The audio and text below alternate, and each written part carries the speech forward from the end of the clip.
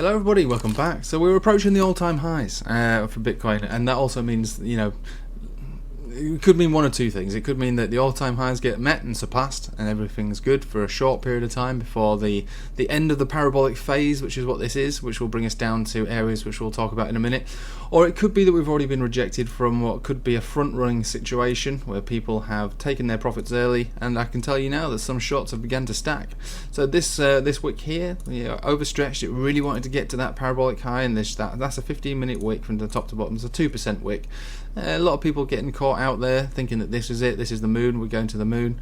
It depends what YouTuber you follow, basically. Some guys are moon boys, some guys are sort of bearish monsters. I'm impartial. I kind of I like to trade both sides, so I'm neither a bull nor a bear.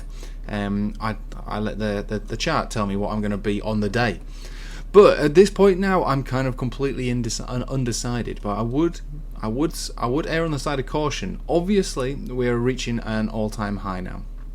So, for a lot of people, who've been holding on to this for probably around 2018, they might want to get rid of that stress that they've been under. They've been stressed out massively. They have been underwater for such a long period of time, and now finally they've made a little bit of money. Finally, they might just think, well, I don't want to go through that again. I'll sell. Also, you've got people who've been buying at these levels or these levels. The vast majority of people who've bought Bitcoin are going to be in profit now. Like 99% of them are going to be in profit. They know that the $20,000 high is here, and it doesn't take more than a few brain cells to understand that that is your realistic target. Now, some people are obviously greedy by nature, and they will be keeping on to their Bitcoin, and that's fair play. The 4-year cycle's got 13 months left. Even if we do pull back significantly here, which I do think we will, I think you'll be good in the end. To be honest with you, you'll be good in the end. But a lot of people don't understand that.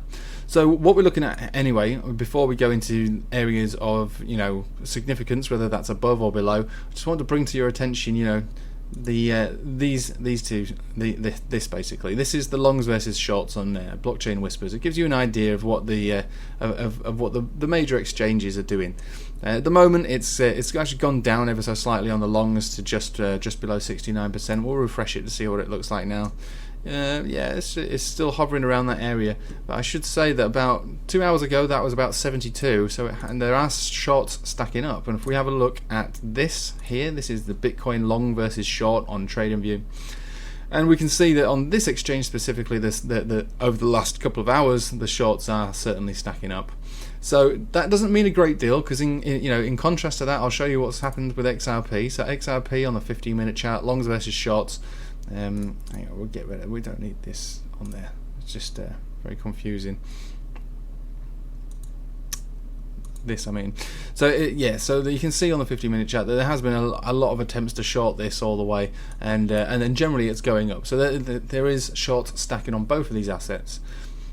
That's something that's not been really going on for a while. If we go back in time, especially with Bitcoin, and people have not really been trying to short it a great deal. This is a 15-minute chart, by the way. If we go to the daily, it basically shows it into a bit more context here, so we'll get rid of that. You can see that the shorts have actually been decreasing for a while now, but now they're stepping up a little bit more because obvious areas to be shorted. So this could mean one or two things. It could mean that these shorts completely fail. I mean, if you go by this chart in itself, it doesn't look great. It kind of looks like it probably would fail, in all fairness. And if it does fail, that means shorts get liquidated, which is what could quite easily happen, even if it was just by the main players. So they'll be shorting, quite high leveraged. I imagine a lot of these shorts will be building up, and then there'll be one of those massive wicks that just explodes and just goes maybe 20,000, 21,000, 22,000. We could be going up a few more percent than that easily. But in all fairness, where does it end?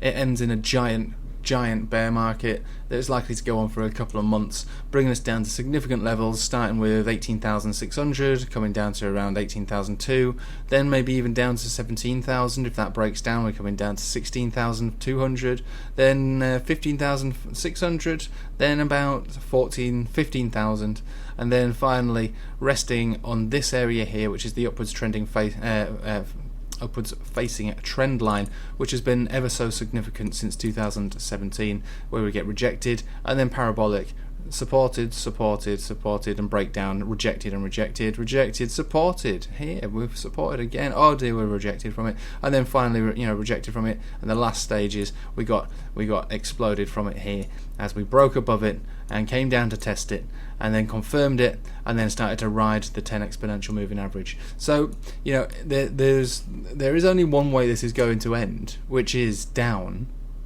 There is only one way. It will end with a big move down. Definitely, that is how it's going to end in the short term. But we will very, very unlikely break down beneath 13,000, as we're quite clearly in the bull market now. But bringing us all the way down to that area there, that's a 32% move.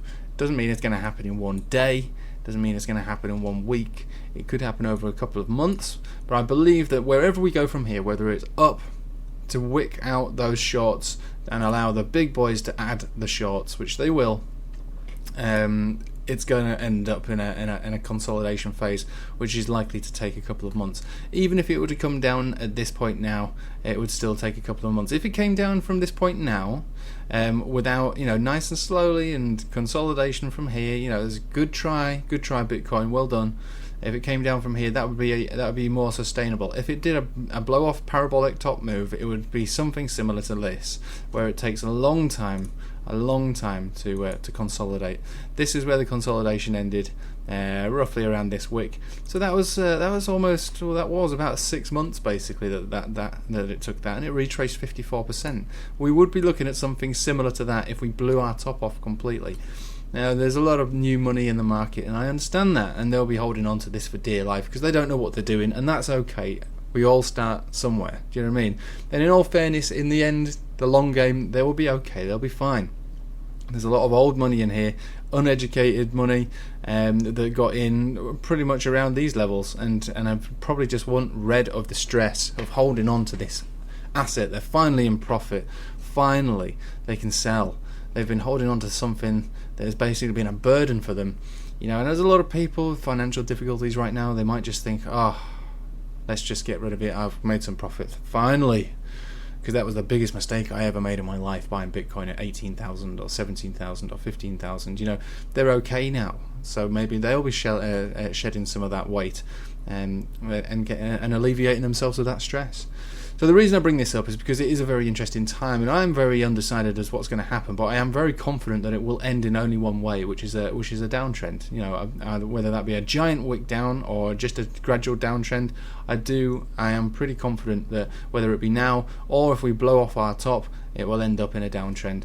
These areas that we're at right now will be considered to be high areas in the next couple of months, but they will be revisited. So, and this will transfer over to XRP. XRP will also find that problem as well. XRP, I believe this is the top. Obviously, it may not be. We could go a little bit higher, but again, this is an unnatural looking chart. This was a sell signal up there. Just because it's facing down now doesn't mean that it's not an area to be. Just because it's facing down doesn't mean it's an area to be bought back up. It could go back up, but the chances are it won't. When we saw something similar to that, we consolidate. We consolidated from here, and it took a while. And this is what I expect to see from XRP. I expect to see exactly the same thing, and that will obviously is what I expect to see from Bitcoin at this point. So just before we go, we'll refresh that, and we've gone up a little bit. So the shorts are, they're still struggling. The battle between the bulls and the bears are really. It's really kicking off, so it'll be an interesting day, certainly an interesting week. But again, I do expect that it will end in a chaotic red, cold crypto winter. Anyway, thank you for watching, and I hope you have a nice day. Take it easy.